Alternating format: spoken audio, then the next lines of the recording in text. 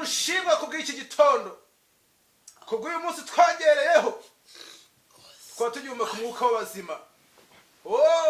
Shimwe ni iryawe Mana, wavuze ko ukoreye atazikorera amaboko. Haleluya. Niyo mpamvu Mana gitondo nk'iki nsenze nkusaba ngubwira ngo haleluya. Umfasha mister. Imana yawe niba itumva iranabona. Zimisho gitaramo ikinga. Toka. Ariko wagiye usenga Imana. Senga Imana itumva cyangwa itabona uburyo nginde gucana amatara. Ubwo se izatarira gufasha cyo Imana. Bacogoya nk'abaje bareba amazu bagenderere. Haleluya. Ikindi kirogoya. Ariko wagiye wumvira Imana. Niyo mpamvu Mana twebwe twasenze kuva kera. Hari na 10. Ko mwasenze kuva Imana iracyatwumva sha. Yarakumvise iracyari mu buri. Mana nzima genderera abahungu bawe. Ndakwinginze kabisa. Babarira rekera kurekera gusa. Unsira kosa kuriza uri kumbangamira. Ariko waretse nk'isengero. Basi gisenga gahoro na Imana yawe niba itanumva. Basi ntiraze kwandika waje uyandikira muri message. Mana babarira abantu nk'aba. Nta kuntu twavumbi ikorana buhanga ngo Imana usigare aho ngaho. Bazuduha ubugingo buhoraho. Ni kubwa Yesu mbisabye nizeye. Imana murayigondoza. Amen. Ariko nkawe koko nagondoza Imana rwose. Ngatekereza iyo Mana yawe ukwivuga mu gitondo kwisakuriza saa 6 n'ijoro. Ubundi ubwirwa ubona ayo mashuka uretse Imana yo ukira amawurirwa Mariyo koko azaguha umugisha wo kubona icyo ukora. None se wowe urugendo ubyibushye n'imbwa ituriye ibagiro nkawe urumva umaze iki mu gihugu. Niho ubyibushye udaturiye ibagiro. Nta kibazo ntuzongera uko nsakuriza bibaho twumvikana neza nujya gusenga. Jya usohoka arahanje ugenda usenge. Ntuzaduka ugiye kunsakuriza. Ani kwa Garaferi ubyumve. Jya matera ujyane hanze. Urumva? Ubusa kuva wasegeye. Reka nkwereke zaza dore. Arahari isengesho ryanjye na 10. Rirebeho ngwiki reba muri ibyo bipapuro byinshi birimo hari ngwinye isengesho.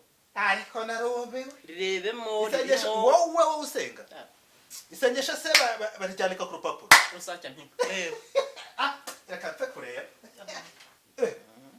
Ngo amasaha menshi yo kugira gute? Kuryama.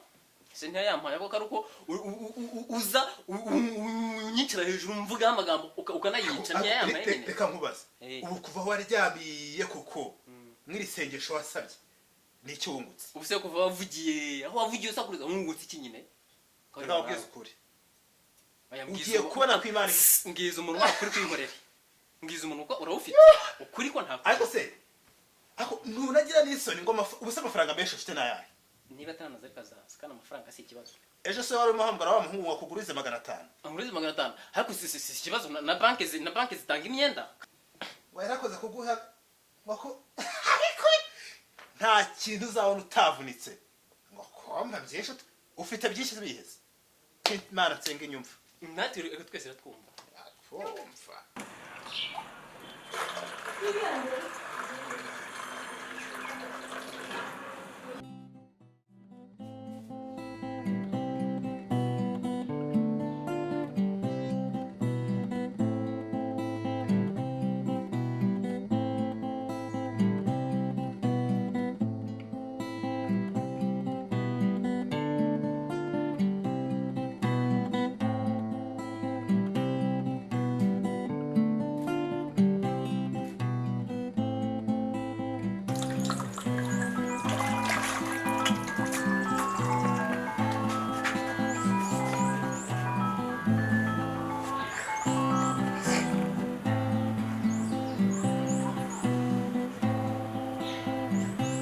Mwaramutse boss.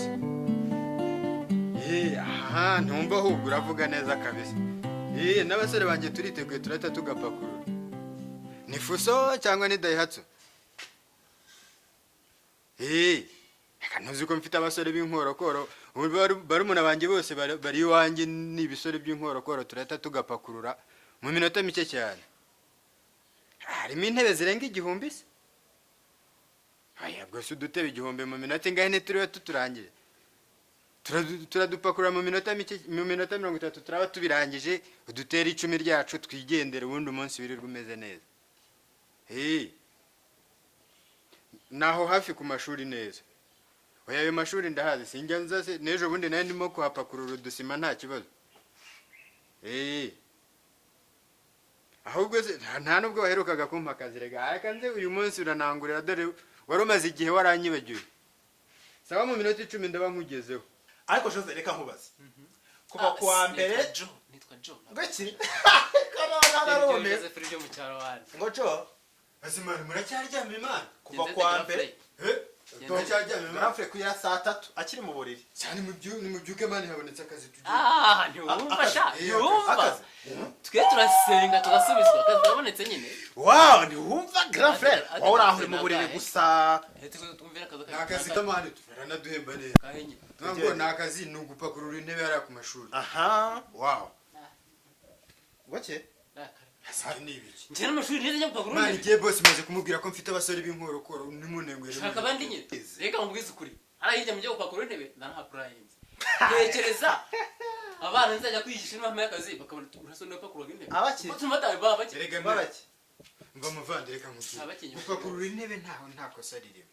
Nese kuba ndabizi ugenda. nta kosa nyine Nese riri kuba waba uri kumwe na ariko meya. iki kigero ndiho n'amashuri mfite uhora mu ipantaro imwe warahiza ngo warize nitwa Mr. Joe ibya Joseph Yego Jo. None se ubwo nibirirwa hano kirirwa uryamye. Tukagiye tugapakurura intebe tugakora n'akandi. Ubwo nituza ntiri bukenere kurya.